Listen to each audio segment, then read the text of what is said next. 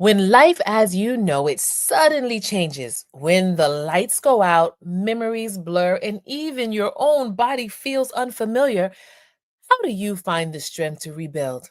Well, today on Transformation Station, we're diving deep into what it means to not just survive a traumatic brain injury, but to truly thrive to it. Come on, let's go ahead and get started.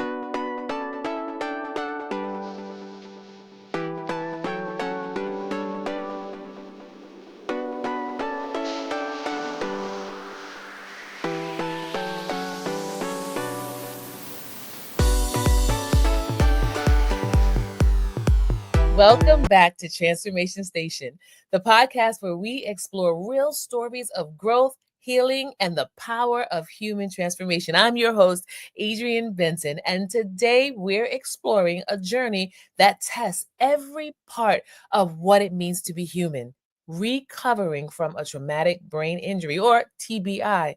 You'll hear today from an amazing guest who has refused to let her injuries define her.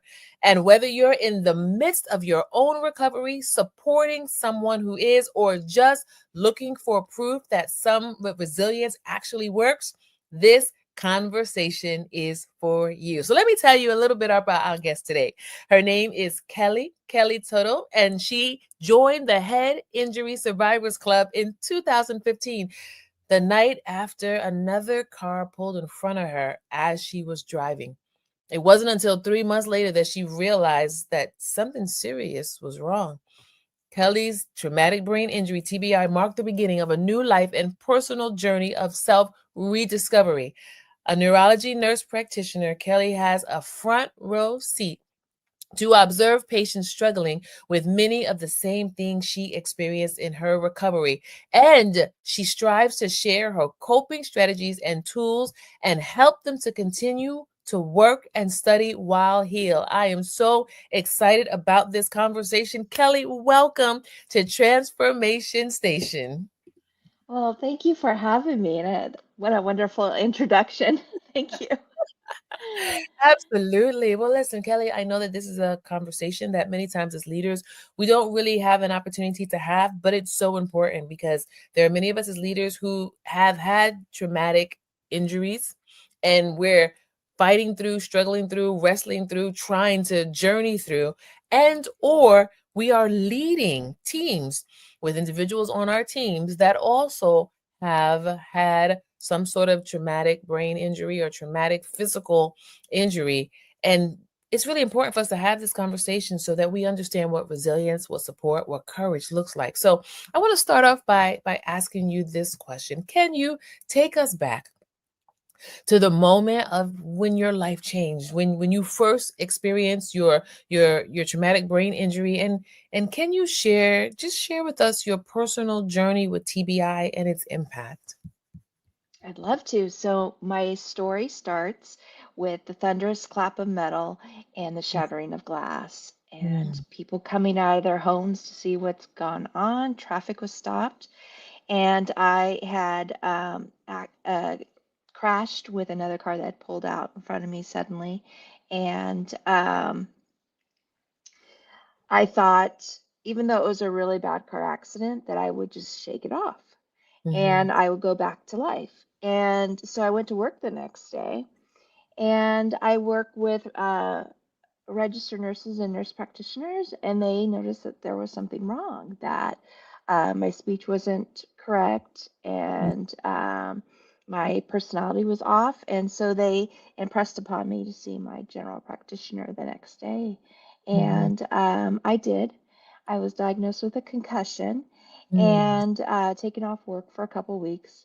And I left with a feeling like after I um, had that 2 weeks off, I'd be able to get back to life. And so after the 2 weeks, I went back to work and I pushed and pushed and pushed. Even though I had a headache, I was dizzy, mhm. grumpy, tired, really, really sleepy. Until one day, driving home from work, I fell asleep at the wheel. Wow. Wow. Yes. And my car bouncing off the road woke me up just in time so I could Mm, slam on my brake and avoid crashing into a tree. mm, And this is how well I was thinking at the time. I don't recommend this to your listeners, but I thought, oh, I won't tell my doctor. I will just take a nap in my car halfway between work Mercy. and home. I don't recommend that. Oh, no, no, no. Don't do this at No, no, home. no, no, no. And then fortunately, shortly after that, I met up with a colleague. At the time, I'd been a cardiology nurse practitioner for 20 years. Hmm. And my colleague was a neurology nurse practitioner, and she was curious about my recovery. And so I told her, hey, yeah, I did fall asleep behind the wheel, and it's Mm. okay because now I'm taking this nap. And she's like, Yeah. no, it's not okay. Mhm. And so she insisted that I see a physical medicine and rehab doctor. They are also known as physiatrists, and they help people with brain injuries and spinal injuries, and to get a brain scan. These things hadn't been done to this point. This is that 3 month time frame out. Mhm. And once I saw the physical medicine rehab doctor, she recognized right away that there was an issue. She took me Mm. off work for 3 months and Wow. referred me to speech therapy, neurotherapy, physical therapy. And I started at that point to get onto the right road of recovery. Mhm. And when it was time for me to return to work, that 2 weeks before, Right. I was freaking out because Mm. I didn't know what I needed, my brain needed Mm. to be Wow. supported so I could be a good employee, efficient Right. employee, a safe employee, right? Right. And it was difficult at the time for me to read. My reading capacity was only 5 or 10 minutes Wow. because I'd have fatigue, dizziness, problems with remembering what I read. And I was going through my therapist notes, my concussion recovery books, my online information I had gotten. Mhm. And I just remember thinking, I don't want anybody else to ever go through this. Yes. Mm. And so Mm. that was why I wrote my book. It's to Mhm. help people get back to work after a brain injury. It's really Mhm. straight to the point, easy strategies, easy to read, Yes. and it's also on Audible. So Mhm. if there is a survivor out there that's having difficulty reading like I did, they can just listen to it on Audible. And Mhm. that has been the beginning of a huge journey that I'm still on. I'm so glad. Thank you so much for sharing this amazing journey with us. And it's very real. I want to ask you, what was the impact that you saw happening to you? You know, the first 3 months, the next 3 months, they took you off of work. What impact? How did this impact your personal journey during that time? It was a dark time Mm. and a lot of tears and frustration and anger, feelings of not um, being enough or good enough. Yes. Just every day felt like a failure because Mm. I had neurofatigue, and at the time I wasn't sure what that was. But neurofatigue is different than regular fatigue. Mm-hmm. Neurofatigue is brought on with just minimal activity, and it's not resolved with rest or sleep. Mm. So, anybody who has neurofatigue, and that could be someone with multiple sclerosis, Parkinson's, brain injury, stroke survivor, they go to sleep, but when they wake up, it's like they're an old cell phone battery. When Mm-hmm. they wake up, if they're lucky, they're charged up to 50%, maybe, but Mm. most of the times like 25%. I And see. that's the only energy you have for the rest of the That's it. day. And so you're limited on the things that you want to do. And so my time with my family and my friends and my activities was significantly diminished Mm-hmm. because what I was doing was in order to go to work every day, 5 days a week, 40 plus hours a week with a commute, I had to go to work. Mm-hmm. I would take a nap on my lunch break. Mm-hmm. I would come home, go to sleep for 2 hours, wake up for 1 hour, get ready for the next day, and then go back to sleep. And I pretty much did that up to the first 2 years. Wow. That sounds exhausting. Have It mercy. was. It Yeah, yeah, yeah. was.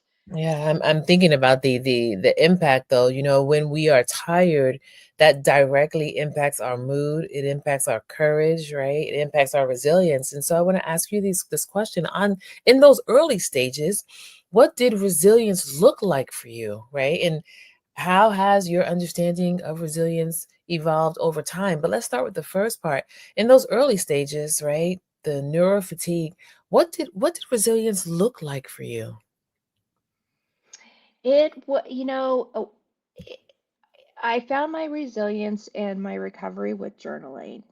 Mm, And um, I fortunately was able to track my recovery in my journal. I mhm, started journaling about 6 weeks after the car accident. And with that journaling, I was able to look back, like when I was really bummed out, I was able to look back and see how far I had come. mhm. So initially, I couldn't make coffee and toast at the same time because Oh. I would forget about the toast and sit Mm, on the couch with my coffee and wonder why I was hungry. yeah. Or I would forget the coffee, have the toast, or I would Mercy. lose my coffee mug somewhere Mm, around the house and couldn't find it. And my mm, husband was like, "Why is all this dried up bread in the toaster?" mhm, mm, When I look back on that, and then I realized that I was able to go back to work, that's a huge mm. accomplishment. Huge. Yeah, absolutely. And Mm, then over time, I just became comfortable with patience and my recovery, realizing there wasn't much I could do to push my brain to heal faster, but I could certainly do things to support its healing.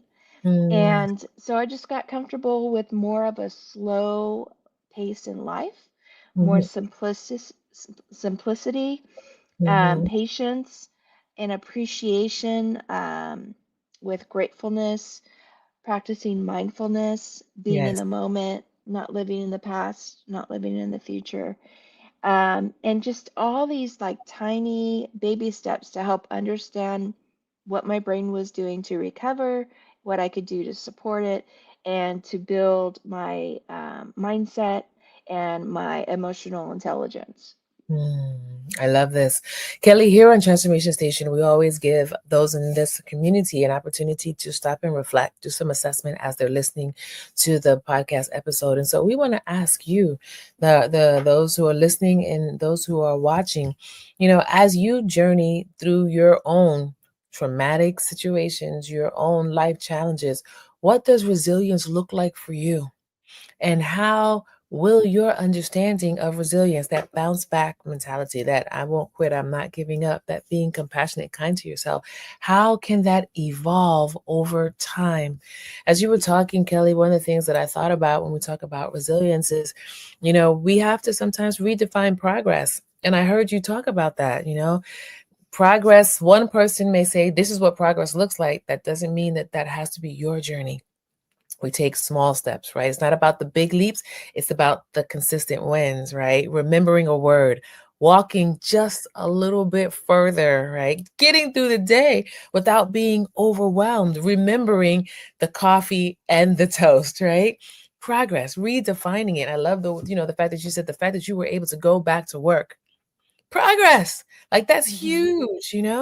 And we want to invite everybody again to learn patience and self compassion. I heard you mention the word patience. I know that for myself, as I have gone through different things in life, I've had to learn how to be patient, not with the world, but with me, with myself. That's self compassion.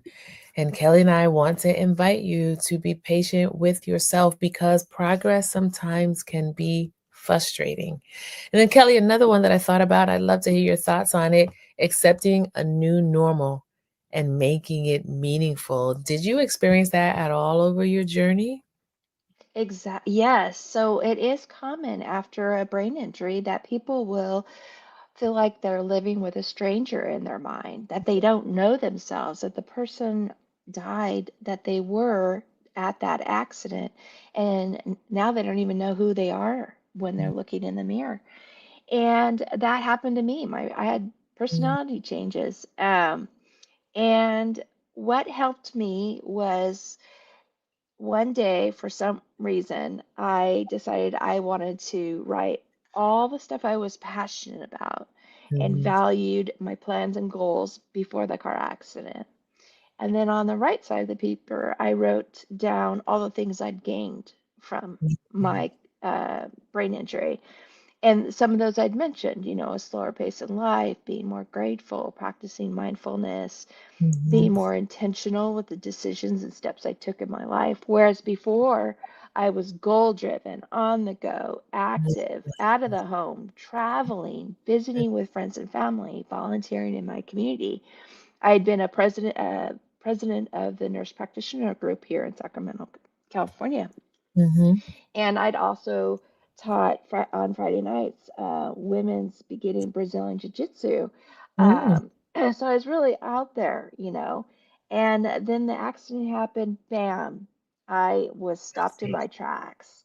Wow. And so I had to come to terms with that. And when I did, I I saw my values and my passions changed and my goals changed. The old stuff I was a majority of it, I was able to just let it go and just go, that was me before, and this Mm. is me after. And when I looked at me, the part of the new me, the things that were important to me and I valued, I liked who I was becoming. Mm. And that's how I embraced the new me. I love that. I love that. Fantastic. So I'm going to ask you this question, right? What strategies aided your brain in healing? You mentioned some a few minutes ago, but I'd like you to just talk to us from a personal place, right? There's a lot of strategies out there, but what helped Kelly? So I put this in my book. I call it the 5 pillars of recovery. Mhm. And the first one is sleep. So people should be getting 7 to 9 hours of sleep at night. And you need to make, and people after a brain injury can sleep up to 10 plus hours at night. So you need your rest. If you don't rest and you run around exhausted, it's going to be really hard for you to find clarity and notice the details in your life and be in touch with yourself. So you really have to make that space to rest, whether that's the good night of sleep, or taking a moment and just staring out a window and letting your thoughts kind of float around and daydream. So there's a big spectrum when I say rest. Mhm. And exercise, you got to move your body. We're not meant to be sedentary. And Mhm. exercise helps increase the circulation in the brain. It promotes chemicals to help with neuroplasticity. Mhm. And if you can exercise outside, and I don't mean going to a national forest. I mean Mhm. just walking down a street to your local park or a street with bushes and trees on it. That's an extra bonus for your brain. Your brain loves being outside and being in nature. The other thing is nutrition. So you want, when you're recovering, you want to eat a really super supportive diet. Mhm. And I recommend a whole foods plant-based diet. So eating closer to the ground rather than um, from the factory. So it's Mhm. just really simple, making the decision to eat the orange rather than drink the orange juice. Decision to put olives on your salad rather than olive oil. Choose corn tortillas over flour tortillas. Mhm. Whole wheat bread over white processed bread. Mhm. And the other one is I mentioned before is mindfulness. So Yes. after a brain injury or a traumatic episode in our life, we tend to become very reclusive and we get in our brain and we hang out with negative Nancy and bully Bobby, and they're not nice.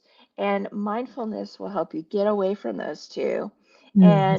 and get into the present moment of reality and get to know yourself, your goals, and focus what your values are truly are in your heart.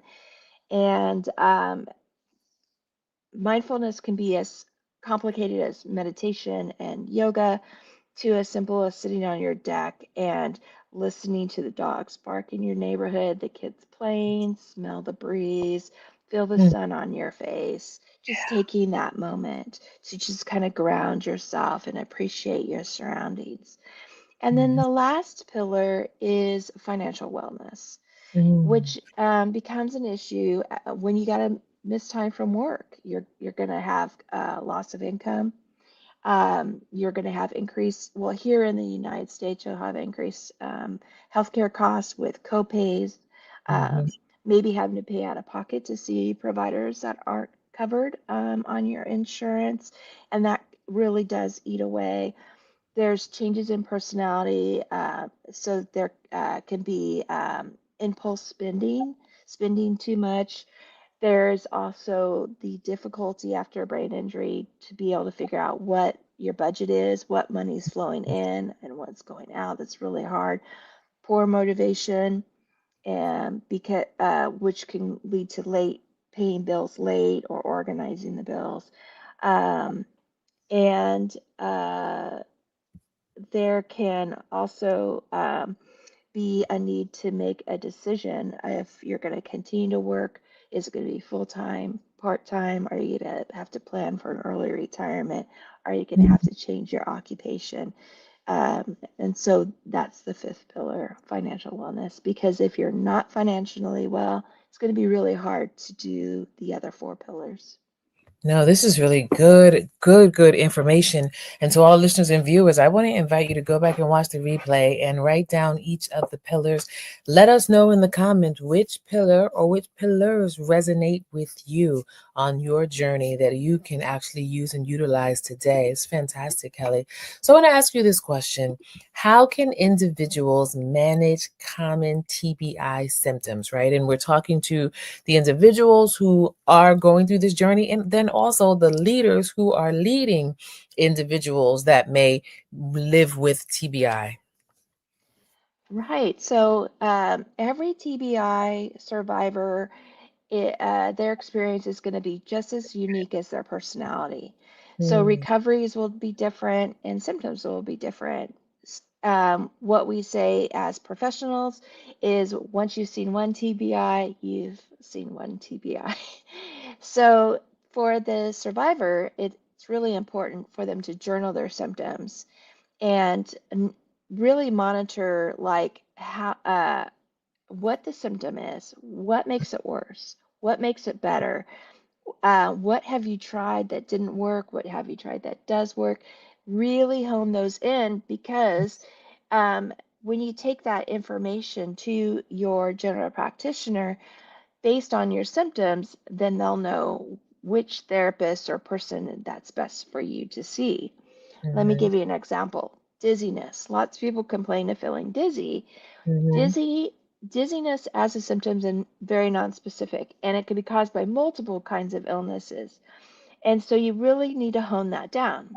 So mhm, if you go to your doctor and you say, I'm dizzy every time I scroll up and down on my phone, when I work on the computer, I can't watch action movies, it just makes me so dizzy, then they're going to know, oh, okay, you're having difficulty processing your vision when you have to follow an object. So I'm going to refer you to a neurotherapist who will help rebuild those connections that mhm, might have been knocked offline after your brain injury.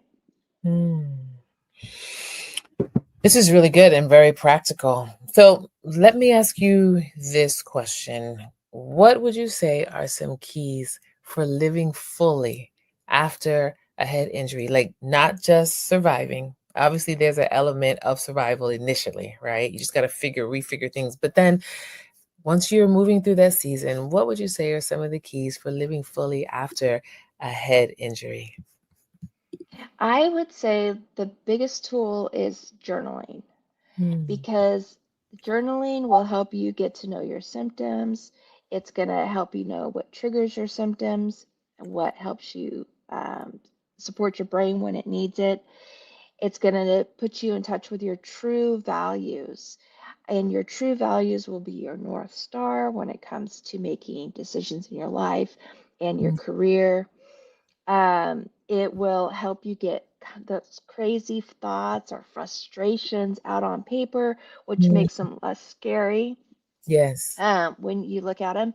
And then when they're out on that paper, you can decide, well, I'm going to share this with my husband, or I'm going to talk to my therapist about this, or I really didn't like the way I reacted to so and so when they came up to my desk. And next time when that happens, this is going to be the script I'm going to use. So you can start building your list of strategies to cope Mm-hmm. with stresses at work. Mm-hmm. The journaling is just really super key, and it'll help you. You can help track your sleep, knowing I slept poorly last night or I had a migraine headache. So the next day I'm going to be tired. I'm Mm-hmm. only going to expect myself to do the minimum. And I slept great the other day. My headaches have been coming on less frequent. I'm getting a little bit more energy. I think I'm going to push my walking from 15 minutes to 20 minutes. Those kinds of things. And it's just when I was recovering, I found it really helpful. I journaled in the morning, kind of Mm-hmm. made some plans of things I wanted to accomplish. And then the end of the day, I journaled and to reflect on how the day went and what is it that maybe disappointed me or frustrated me. How can I make that better? And write down my plan. And then I wrote down just 1 to 3 things that I was grateful for. Yes. Um, and that really helped with my neuroplasticity, my emotional intelligence, setting a good mindset. Mm-hmm. Yeah, and just really supporting my recovery. And then the other thing is to remember that you need a good team on your side. So Yeah. make sure you get a book, a concussion book that you like, that could be your companion. Go Mm-hmm. to support groups, find Mm-hmm. your tribe, whether that's in person or virtual. Lots Mm-hmm. of Facebook groups have traumatic brain injury survivors support groups. And make sure that your family is supportive, your friends are supportive. If they're not, don't put a lot of value in their opinions. And make sure that your doctors are supportive. So Mm-hmm. ask, hey, what's your experience with taking care of patients with concussions? Not every doctor has that experience, or they're not passionate, or you luck out, you find me when Mm-hmm. I was working, and I got you onto the right road to recovery. I caught you from falling between the cracks. I love it. That's right. We're gonna look for more Kellys, right? But I love this, and I also want. I was thinking of a couple of more while you were talking. Advocate for yourself. I'm gonna ask you, why would you say that this is important, Kelly? I would say you have to advocate for yourself because it's only you who knows your brain. Nobody else knows what your brain needs to perform its best. And that means really knowing your symptoms Mm-hmm. and applying strategies that work for you. Another, here in the US, we have a website. It's called askjan.org. And Mm-hmm. you can go to that, and it has a long list. You can click on brain injury, and it'll give you a long list of accommodations you can think of utilizing at work. But you really do have to advocate for yourself because you're living with that injury, and no one else is going to be able to understand. Even if you try to explain it, they're not going to understand it 100% like Mm-hmm. yourself.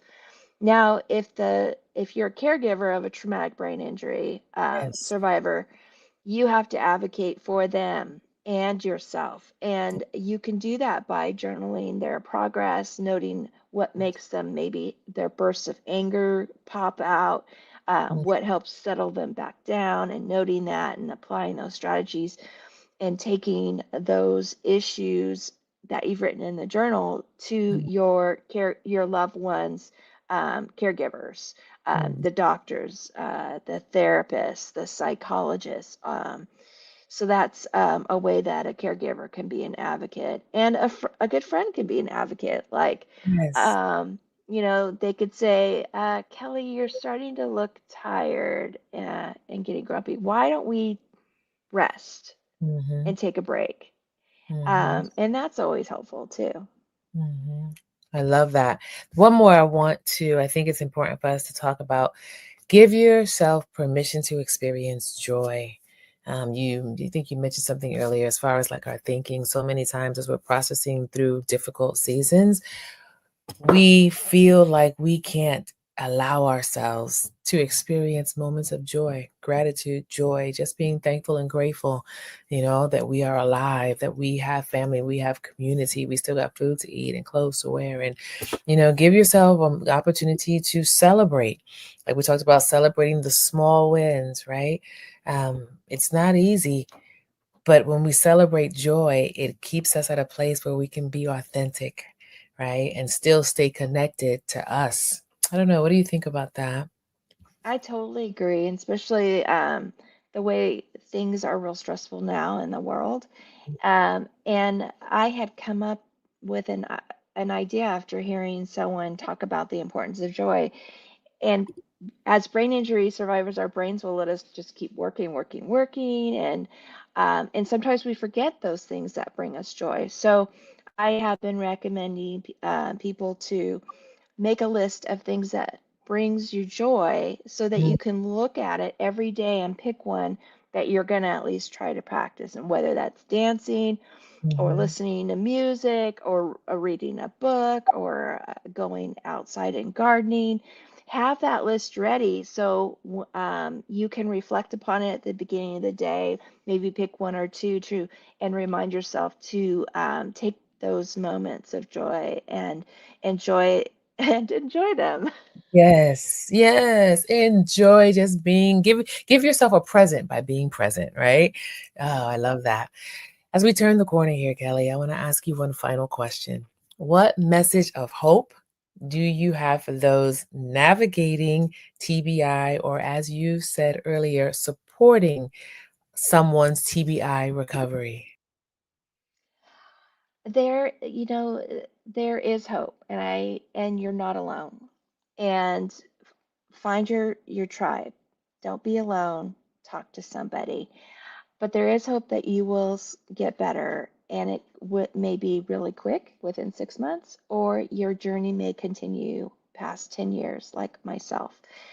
So just take the baby steps, be kind to yourself and your brain, and um, things will slowly get better, especially if you support your brain and keep it healthy and do things that encourage neuroplasticity. So yeah, it's not an easy road to travel, um, and it can be long. But the light will start to shine a little bit brighter slowly over time. Absolutely. To all of our leaders that are listening and watching, this has been an amazing conversation. Kelly has shared from a personal and also a professional. And we want to encourage you today. If this is you, if you are resonating with this conversation from a personal, then we want to invite you to take some time after you finish listening or watching this. And as Kelly mentioned, journal. Take out your journal, get your paper and write. Write out your journey. Write out the wins that you're having so you can recognize the positive things. Write out the challenges you're having so you can look where you may need to supplement or increase the support that you allow yourself to receive. And as Kelly mentioned, you are not alone. Kelly, this has been an amazing conversation today. I know beyond a shadow of a doubt that we have leaders, we have viewers, listeners who resonated with what you shared with us today. But there's more. So I know that they want to engage with you. And I want to ask, what's the best way for someone to engage with you and with the resources that you have? Well, you can definitely go to my website, kellytuttle.org, and check out my books and the journal and so forth on my website. I also have a YouTube channel. It's Kelly Tuttle, Brain Loving Advocate, that you can check out. And I have a Substack. It's called Mindful Return if you like to read. Wonderful. All right, Transformation Station, you know that we like to support our guests. So I want to invite all of you. The link is here on the screen. It's also in the description box. Please reach out, check out her resources, as well as let Kelly know that you saw or you heard this episode. Let her know what resonated with you. Give her a shout out. She would love that. I also would love to hear from you too. All right, Kelly, it's been wonderful. Thank you so much for joining us today. Thank you for having me. What a great conversation. Yes, thanks so much. All right, well, listen, what we heard today is more than a recovery story. It's a reminder of what's possible when courage meets patience and when community meets compassion. If today's conversation with Kelly touched you, I want to invite you right now to share it with someone else who needs to hear that healing is possible. Follow Transformation Station wherever you listen to podcasts. And if you have your own story of thriving through adversity, we would love to hear it. So until next time, keep choosing courage and connection. Take care.